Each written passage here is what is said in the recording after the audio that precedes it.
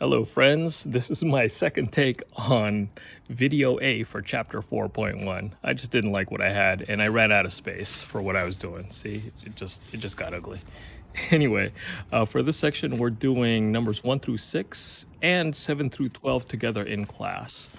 All right, and then the bulk of your work, 13 to 57, every other odd, is gonna happen on your own time. But of course, I will show you how to do number 13 in this video. Let's get rid of that. So number 13 says, graph each function over the interval negative 2 pi to positive 2 pi and give the amplitude. And if you need help, see example number 1. All right, so this one's pretty straightforward. I'm just gonna graph, cosine of x, 2 cosine x, okay? But first, I want to draw the normal cosine, okay? So I'm gonna do the normal cosine in this color, teal, okay? Normal cosine, this is how I graph it. I go from 0 to 2 pi, and I cut halfway. There's pi, and halfway in between those, 3 pi over 2, pi over 2, okay? And then after that, I mark a 1 and a negative 1. Okay? And then I mark my critical points for cosine, and the critical points show up at 0, 1. Cosine of 0 is equal to 1.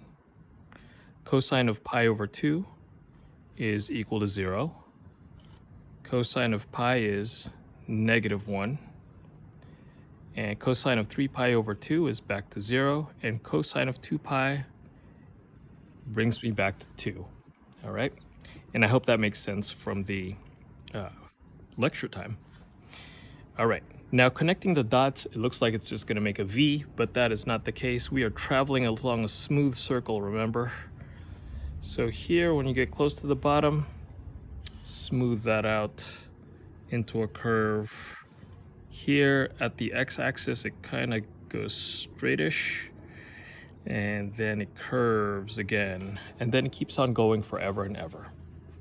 Now the book wanted us to do this on both sides of the y-axis, so I'm going to do exactly what I did here and mirror it over there. So there's my 2 pi, pi over 2, 3 pi over 2, and I'm just going to continue it just like that.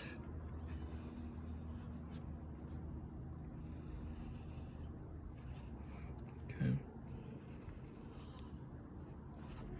At the tops and the bottoms, you want it to have just a nice flat bottom, a nice flat top. Yep. And we'll talk more about that later. Okay, so back to the original problem. That wasn't even the original problem. I'm gonna go to orange here, all right? This too changes the amplitude.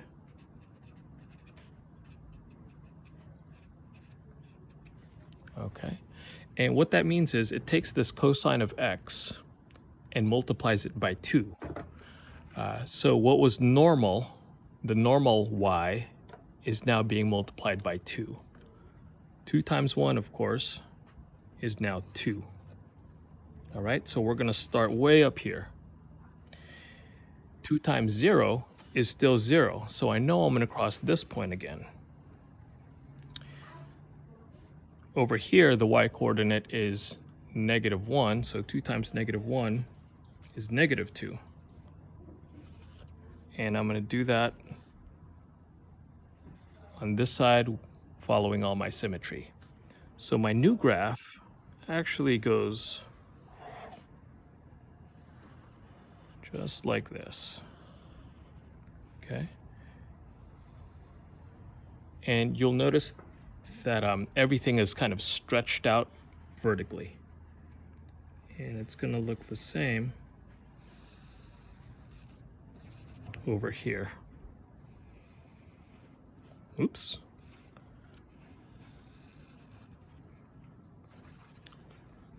There we go.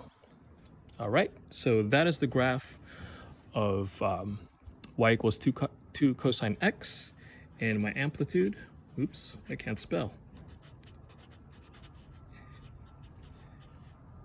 Amplitude equals 2. All right, so when you have a number outside of the cosine function, it's going to affect the graph vertically. Okay, thank you very much. Onward and upward.